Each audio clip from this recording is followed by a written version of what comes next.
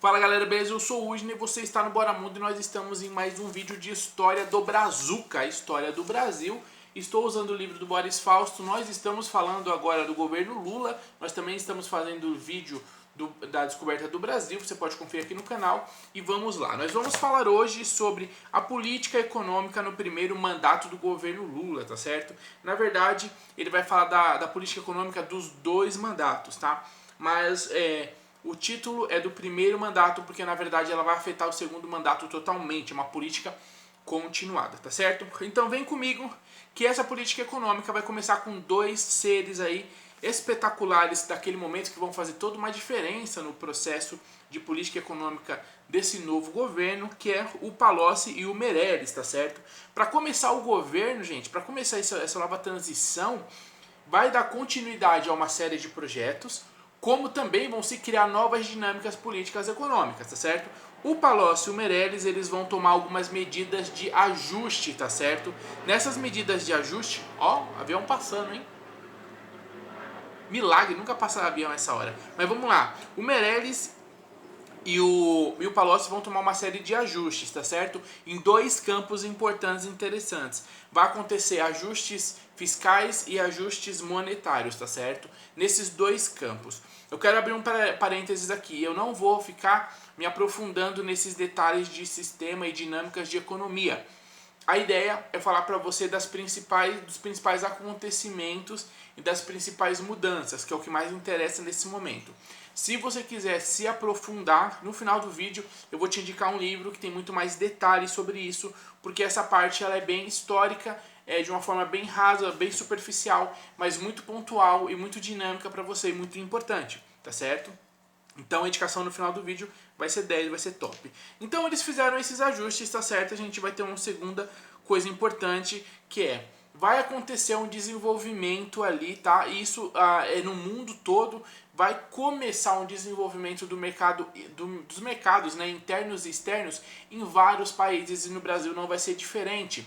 Com a dinâmica do governo Lula, que está tomando um novo posicionamento econômico e social, começa-se então a dinâmica de crescimento do mercado externo e do mercado interno. Isso é muito importante. Bom, ali no comecinho, com todos esses ajustes, foram ajustes tomados de uma forma muito rápida, muito prática, muito dinâmica, muito pontual. Obviamente que o Palocci e o Meirelles vão sofrer fogo amigo, né? Porque existia toda aquela pressão vinda do próprio governo Lula, de outras bancadas ali, certo? Pressionando eles pelo posicionamento, né, que a gente vai ter aí dos dois, até porque era dito, né, por muita gente que eles estavam fazendo uma continuação do governo, que era o governo FHC, né, do Fernando Henrique Cardoso. Bom, nem tudo era continuação na realidade, se você for ver na dinâmica dos fatos, assim como diz o historiador, né, e muita coisa era nova, mas algumas coisas assim deu uma continuidade, só que a qualidade da continuidade foi bem melhor. Isso foi muito interessante, tá certo? O que nós vamos ter? Nós vamos ter então algumas coisas sendo mexidas aí, que são muito importantes para a economia do Brasil, tá? Naquela época, onde a gente vai ter, olha só, a inflação em declínio, tá certo? No segundo semestre de 2003, nós estamos falando do primeiro ano do governo Lula, a gente vai ter um declínio já com esse mexe-mexe aí, um declínio da inflação, onde ela vai bater ali menos de 4%, tá? Isso é importante porque de 2003 a 2006, a gente vai ver a inflação caindo. Tudo isso devido às novas práticas econômicas e sociais que são... econômicas sociais não, econômicas e políticas que estão sendo tomadas por eles, tá certo? Isso vai acabar acontecendo também nessa dinâmica de ajustes, eles vão mexer nos juros. Vai ter uma redução da taxa de juros. E a gente já sabe que reduzindo a taxa de juros aumenta o poder de compra das pessoas. Porque você pode pegar mais dinheiro emprestado para comprar e aumentando a taxa de juros, você nem precisa pegar dinheiro emprestado. Você consegue comprar mais com o dinheiro que você tem em mãos. Certo? Então, isso é uma outra dinâmica que vai valorizar o poder do trabalhador, o poder do consumidor nacional, tá? Bom, o que nós vamos ter aí? A gente vai ter uma coisa que vai impulsionar um crescimento em primeiro momento, que é a desvalorização do real de 2001 para 2002. Essa desvalorização vai causar o quê? Vai causar um aumento da exportação dos produtos brasileiros, das commodities, daqueles produtos que podem ser importados, né?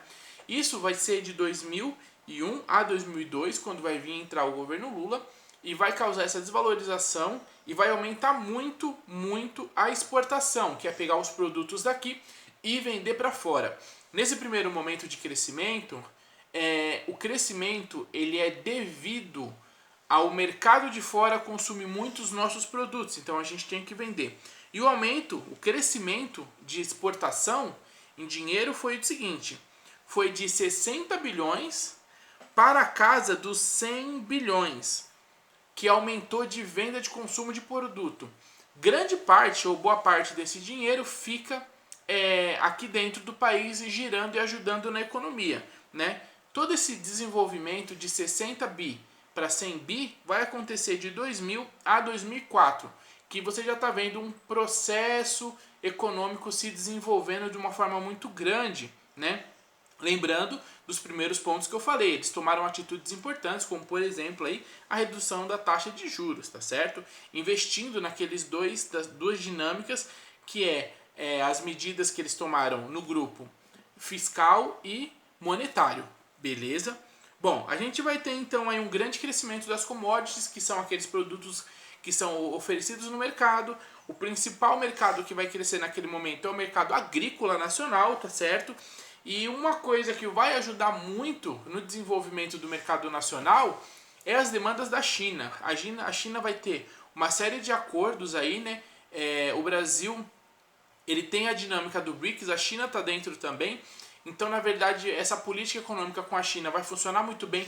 A China começa a fazer trocas de produto, que eu digo, o Brasil começa a trazer muito produto da China, a China começa a comprar muito produto do Brasil.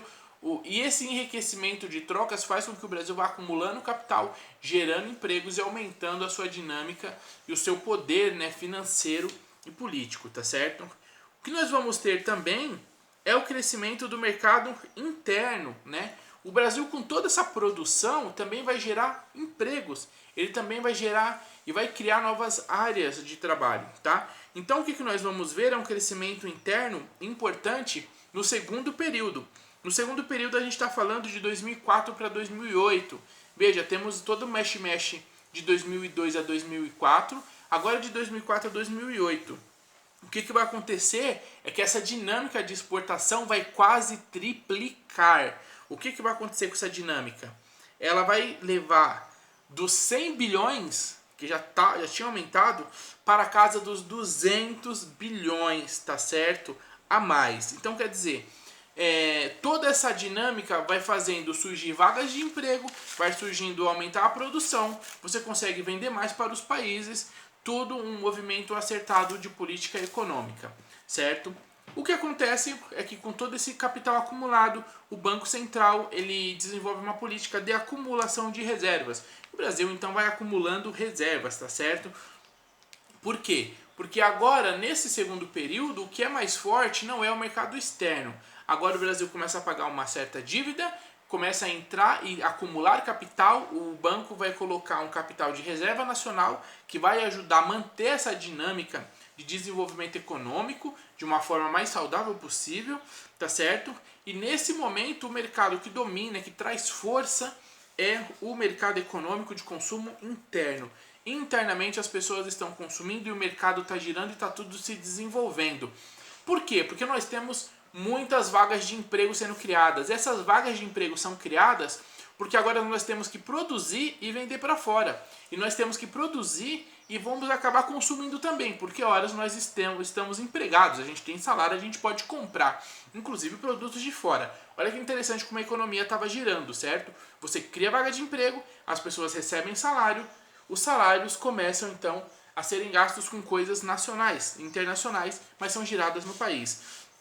Então foi todo um processo de ajuste econômico, de tomadas de decisão importantes, como por exemplo a queda dos juros, uma delas, certo? Bom, pontuações, né? A gente vai ter o salário mínimo acima da inflação, então o poder do salário mínimo tinha um poder de compra maior. Hoje em dia um salário mínimo você não compra nada, né? Por exemplo, aí, quilo da carne, gasolina, estamos falando de 2022, certo? Gasolina, gás, tá tudo muito caro, o valor da cesta básica tá bem alto. tá certo? Mas lá, nesse momento, a gente tem aí, então, um salário mínimo acima da inflação. Então, o salário mínimo você conseguia comprar muito mais coisas do que se você fosse comprar hoje, tá certo? Bom, a gente vai ter a expansão de programas também de transferência de renda. Por quê? Porque agora a ideia do governo Lula, da parte social, é elevar uma classe, tirar da miséria, né? Que é o jargão e a dinâmica de um dos projetos do governo Lula. E o que vai acontecer é que isso realmente vai acontecer. Vai tirar muita gente da linha da miséria e vai surgir uma nova classe social que agora tem poder de consumo também, né? Isso é muito interessante, a gente vai ver em um outro vídeo. Então tudo isso vai fazer com que a população consuma, produza e vai estabelecendo toda uma indústria, como por exemplo toda a cadeia da Petrobras, que girou um processo econômico muito importante e rico no país na época, certo? Bom, isso daqui é interessante porque são dois movimentos importantes, mas a gente também vai ter a ampliação do acesso ao crédito, quer dizer, agora existe o poder aquisitivo de algumas classes sociais que aumentam, existe uma classe que está surgindo porque está recebendo um salário mínimo, era uma classe que nem produzia, nem era produtiva, mas agora começa a se tornar produtiva porque a gente já vai falar do tanto de vagas de empregos que foram criadas, tá certo? Vagas de trabalho, mas e aí é interessante ampliar o crédito, ampliar o acesso ao crédito, e é isso que vai acontecer. Eles vão ampliar o acesso ao crédito e vão criar inclusive um sistema econômico de crédito consignado direto na folha, né? Então é um crédito onde você não vai lá e paga, eles conseguem fazer com que você compre alguma coisa, você consuma alguma coisa e vai descontar direto na tua folha. Isso começou com os servidores públicos, né? Já que tem um controle do Estado ali na questão econômica do salário deles. Isso começa com os servidores públicos, é visualizado, entendido que é ok para o comércio, que é ok para a dinâmica econômica e política. Isso vai ser expandido também para o trabalhador privado, CLT ali normalzão tal. Ele também vai poder ter essa possibilidade de comprar alguma coisa consignada e descontar do salário dele. É interessante porque você tem um controle do pagamento do que é comprado. Então, por exemplo, antes de eu decidir se eu pago a minha dívida ou não, essa dívida é descontada do meu salário. Obviamente que tem uma porcentagem máxima que eu posso gastar para o meu salário não ser todo comido. Mas isso é importante porque você tem uma segurança na compra e o Estado, o comércio, tem uma segurança no pagamento dessa compra, certo? Bom, então a gente tem todo um ciclo virtuoso interessante econômico acontecendo aqui nos dois períodos, nos dois mandatos do governo Lula, certo? Com essa boa equipe econômica, tem uma equipe política muito importante e vai acontecer todo esse desenvolvimento. Bom, em 2004 nós vamos ter a criação anual. A partir de 2004, tá certo? Com todo esse desenvolvimento, no primeiro período se estabelece uma estrutura política econômica nova. E de 2004 para 2008, que é o segundo momento, a gente vai ter uma criação anual aí, tá certo? De 1,5 milhão de portas de trabalho em média. Em média, se a gente dividir, durante esses 4 anos, 2004, 2008, 2009 na verdade, a gente vai ter todo ano uma média de 1,5 milhão de empregos sendo criados, sendo desenvolvidos. Com o crescimento da agricultura, crescimento da indústria nacional, quando era nacionalizada no governo Lula, né? Nacional, todo um desenvolvimento que aquecia uma cadeia de consumo, tá certo? Da elevação da classe social. Então você vai ter o crescimento dessas vagas de emprego que são importantíssimas. Outra coisa que nós vamos ter é um dado importante que é onde aconteceu a interrupção desse crescimento.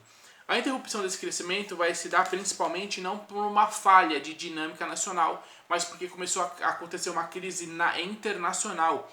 Uma crise internacional econômica, que foi a crise de 2008, certo? Essa crise de 2008 vai afetar o Brasil também, e aí vai dar uma estacionada, tá certo? Vai deixar de ter todo esse crescimento de vagas de emprego. O que a gente vai ter então são 2 mandatos do governo Lula, um grande desempenho econômico e político. Nós vamos ter 2 mandatos que vão acabar, e quando ele acabar nós vamos ter um fechamento de mais de 10 milhões de empregos formais criados, que são resultados dessa política crescente econômica, certo? É isso aí então, falamos um pouquinho sobre a política econômica que aconteceu, do historiador Boris Fausto, com coleta de informações e dados, de fato, tá certo? Espero que você tenha gostado. Não arruma briga por causa dessas informações, é para você estudar, para você entender. Isso é importante porque faz parte da história do Brasil e você vai precisar estudar isso para aumentar a tua capacidade intelectual. E logo mais nós vamos falar sobre uma nova classe social, até porque toda essa força econômica vai fazer surgir uma nova classe social, certo? E se você gostou, deixa o seu like aqui, se foi importante para você também, curtiu a aula, bacana, deixa um comentário para ajudar, compartilhe esse vídeo, até o próximo vídeo. Quando acabar aqui vai aparecer um quadrado com a playlist de História do Brasil, clica lá para você ver todas na sequência, e até mais, valeu!